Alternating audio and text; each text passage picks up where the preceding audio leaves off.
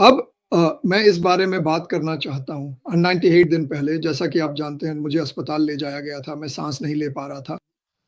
ऐसा लगा जैसे अचानक सब कुछ मुझ पर टूट पड़ा, है ना? मतलब मैं ठीक महसूस नहीं कर रहा था लेकिन इतना भी बुरा नहीं था। लेकिन उस सुबह मेरी ज़िंदगी पूरी तरह बदल गई। मुझे अस्पताल 4 बार जाना पड़ा, 4 बार जाना पड़ा, 4 अलग-अलग बार और सभी ने अपनी पूरी कोशिश की। लेकिन अगर आपके पास पैसे नहीं हैं तो स्वास्थ्य सेवा कोई मज़ेदार चीज़ नहीं है। और जैसा कि आप जानते हैं जब मैं घर लौटा तो मुझे लगा था कि सब कुछ बेहतर हो जाएगा।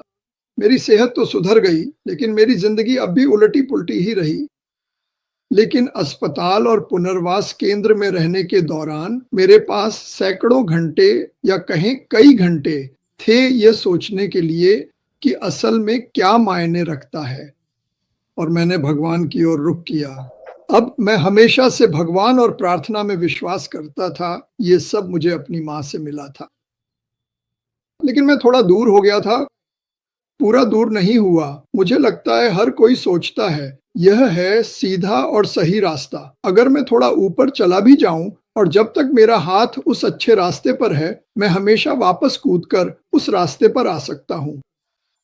लेकिन असल में होता यह है कि जब आप भटक जाते हैं और उस रास्ते को पकड़ने के लिए हाथ बढ़ाते हैं, तो वह कहीं नजर ही नहीं आता। और जब आप पहाड़ी पर चढ़कर देखने की कोशिश करते हैं कि वह रास्ता कहाँ है, तो वह आपको मिलता ही नहीं। यही जीवन में होता है। आप कुछ नहीं करते, फिर आप जीना शुरू कर देते हैं। जैसे, अरे! ये इतना बुरा नहीं है और वह भी इतना बुरा नहीं है और आप आगे बढ़ते जाते हैं। ये मेरी व्यक्तिगत बात है, ठीक है? मुझे उम्मीद है कि आप में से कुछ लोग इससे जुड़ पाएँगे। मुझे नहीं पता। मुझे यकीन है कि आप में से कुछ ज़रूर जुड़ पाएँगे। लेकिन मुझे याद है 1969 में जब मेरा सबसे अच्छा दोस्त एक कार दुर्घटना में मर गया था, मैं पूरी तरह टूट गया था। ये बहुत बहुत समय तक चला, शायद 2 साल तक। कई बार कुछ बातें सामने आती और मुझे उसकी और हमारी योजनाओं की याद दिला देती। हम एक ही गली में रहेंगे, हम लेकिन जो चीज़ मुझे उस स्थिति से बाहर निकाली, वह था भगवान की ओर लौटना, जहाँ मुझे वैसे भी रहना चाहिए था। और मैंने सोचा कि इसका मतलब क्या है और वैसे आपके सारे सवाल आप खुद भी कर सकते हैं। अब भगवान का शुक्र है और मैं ये सचमुच कह रहा हूँ, भगवान का शुक्र है जी चैट जीपीटी का क्योंकि मैं चीज़ें बहुत जल्दी खोज सकता हूँ। मैं वो इंसान नहीं हूँ जो किताब लेकर बैठ जाए तो मैंने ये देखना शुरू किया कि जब ज़िंदगी लोगों को झटका देती है तो क्या होता है और भगवान का वादा क्या है और हमें क्या करना चाहिए। और उस पूरे समय के दौरान जब मैं सबसे बुरा महसूस कर रहा था पिछले कुछ हफ्तों में, अब मैं पूरी तरह से शांति में हूँ। मैं सच में हूँ। मैं और क्यों? भगवान ने कहा, मैं तुम्हें ऐसी शांति दूँगा जो समझ से परे है। मेरा उपदेश देने का इरादा नहीं है और मैं एक ईसाई हूँ, हमेशा से रहा हूँ। मैं इधर-उधर घूमकर यह नहीं कहता, मैं बच गया हूँ, मैं बच गया हूँ। मुझे लगता है कि इसमें सिर्फ़ कुछ शब्द कहने से कहीं ज़्यादा है। बाइबल सिर्फ़ इतना नहीं कहती। बहुत से लोग ऐसा मानते हैं, आप जो चाहें मान सकते हैं। लेकिन जो मैंने पढ़ा है उससे नहीं और मैं जब छोटा था तो बहुत पढ़ता था। मैं फिर से पढ़ रहा हूँ क्योंकि मुझे लगता है कि मैं लोगों की मदद तभी कर सकता हूँ जब भगवान मेरे साथ हों और मैंने अपनी ज़िंदगी में बहुत कुछ देखा है।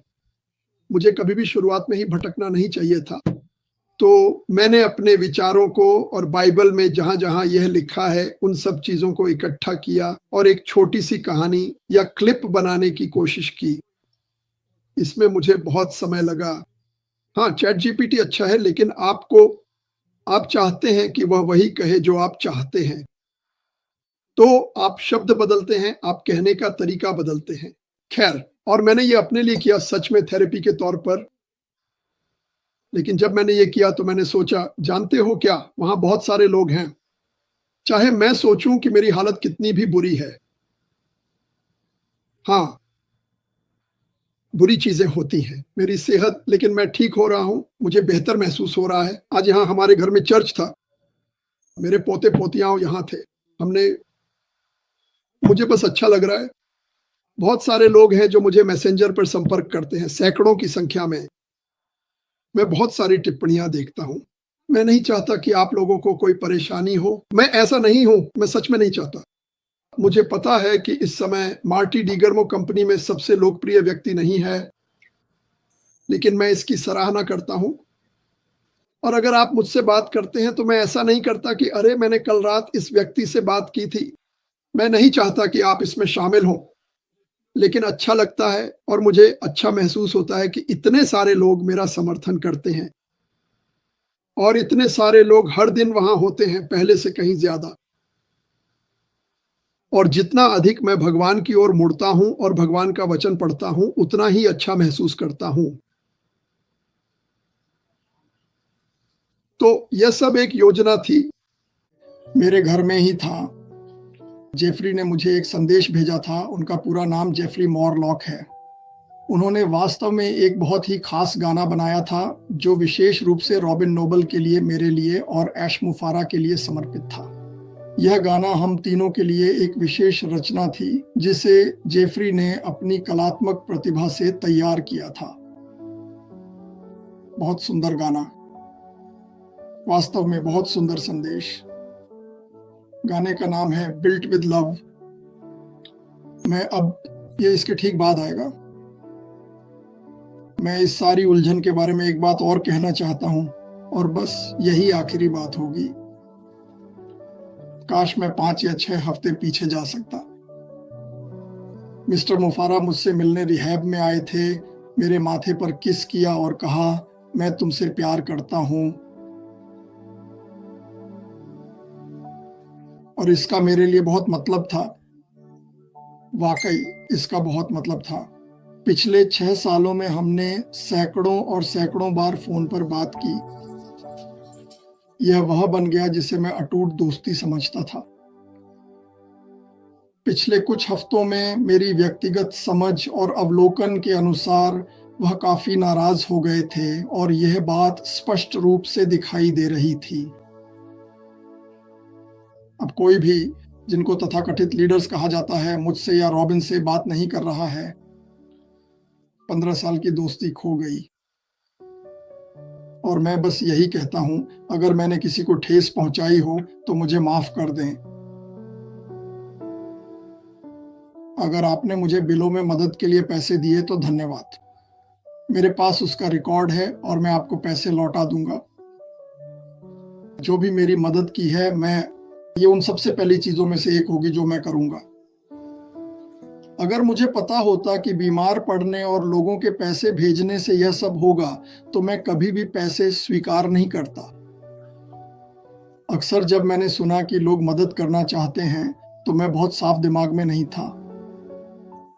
असल में मैं हफ्तों तक एक धुंध में था, लेकिन इससे कोई फर्क नहीं पड़ता।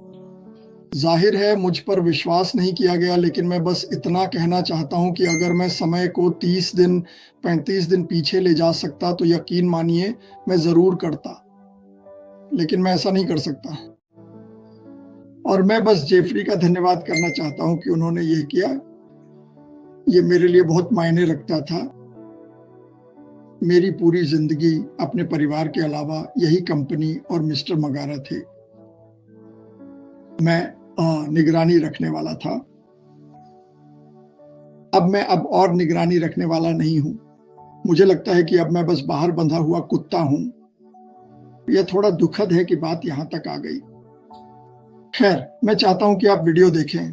मैंने जेफरी से पूछा कि क्या मैं इसे ले सकता हूं और इसे अपने YouTube चैनल पर रॉबिन के साथ चला सकता हूं। दूसरे लोगों ने मुझसे कहा है कि अब उनके चैनलों पर कुछ भी डालने की हिम्मत मत करना, और ये ठीक है। कैसे चीजें बदल जाती हैं। खैर, जैसा कि मैंने कहा, यही आखिरी बार है जब मैं इसके बारे में बात कर रहा हूं। इसके बारे में कृपया मुझे कुछ भी मत लिखना। मुझसे यह मत पूछना कि इसे और बेहतर कैसे किया जा सकता है। मैंने इसे पूरी तरह से खत्म करने के लिए हर संभव कोशिश की थी, लेकिन यह बिल्कुल भी काम नहीं आया, और यह बहुत दुखद है। इतने सारे सालों में ऐसा लगता है कि पिछले कुछ ही महीनों में कुछ ऐसा हुआ है शायद ये सब पैसों को लेकर ही था, जो मेरी तरफ से कभी भी, मैं कोई भी लालची इंसान बिल्कुल भी नहीं हूँ और लोग तो हर हफ्ते दूसरों के लिए बहुत सारी चीज़ें खरीदते ही रहते हैं, खासकर रॉबिन के लिए भी। रॉबिन को इसमें क्यों घसीटा गया? वो लगभग हमसे मिन्नतें कर रही थी, नहीं मेरे लिए पैसे मत इकट्ठा करो, मैं बाद में कुछ भी सुनना नहीं चाहती, यही उसने कहा था। खैर, मैं अब नई बातें दोहराना नहीं चाहता। ये वीडियो देखो। जेफरी, तुम एक नेकदिल इंसान हो और इसके लिए धन्यवाद, और मैं इसे नहीं भूलूंगा। ये बहुत बड़ी बात है। खैर, और मैं एक बार फिर कहूंगा, मुझे किसी से कोई दुश्मनी नहीं है। लोग जो सालों से बल्कि दशकों से एक दूसरे के बहुत अच्छे दोस्त थे। एक चीज जो मेरे साथ अस्पताल में हुई वो ये कि मैं भगवान के और करीब आ गया, और माफी बहुत बड़ी बात है, और मैंने माफ कर दिया। मैंने उन लोगों को माफ कर दिया जिन्होंने मुझसे बात की थी। और जैसा कि मैंने कहा, अगर मैंने कुछ ऐसा किया जिससे किसी को बुरा लगा हो या ऐसा लगा हो कि मैं कुछ करने की कोशिश कर रहा हूं, तो मेरी मंशा कभी भी वैसी नहीं थी। और अगर मैंने किया तो मुझे माफ कर दीजिए। मैं और क्या कह सकता हूं? खैर, इसे देखो, यह बहुत अच्छा है। ओह, मैं अब शांति में हूं। मैं अब परेशान नहीं हूं। ऐसे कई हफ्ते थे जब मैं सो नहीं सका। मैं बीमार पड़ने लगा था, लेकिन अब मैं उस दौर से बाहर आ चुका हूं। ओह, मुझे पता है मैं कौन हूं। मुझे अपनी मंशा पता है। तो खैर, इसे बहुत ध्यान से देखो। मुझे लगता है ओह, आपको यह निश्चित रूप से बहुत ही ज्यादा पसंद आएगा। ये बहुत अच्छा है, और मैं आशा करता हूं कि सभी लोग, भले ही वो मैं न भी हूं, फिर से एक साथ आ जाए। और चलिए हम लोगों के समूहों का दूसरे समूहों के बारे में बातें करना शुरू न करें। उससे बात मत करो, जो भी करो उससे बात मत करो। मैंने कभी नहीं सोचा था कि यह कंपनी ऐसी स्थिति तक पहुंच जाएगी, लेकिन जाहिर है ऐसा हुआ।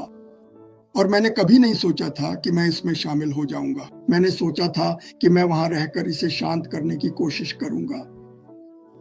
खैर, फिर भी आप सभी पुराने टेक दोस्तों से प्यार करता हूं। माइक और डैन, चाहे कुछ भी हो, आप लोगों से प्यार करता हूं। हमने एक साथ बहुत समय बिताया है। आप जैसा महसूस करते हैं वो ठीक है। जब मेरे पास और कुछ नहीं बचेगा तो मुझे खेद है। मेरे पास अब और कुछ नहीं बचा है। खैर, ये देखो, ये वाकई बहुत अच्छा है।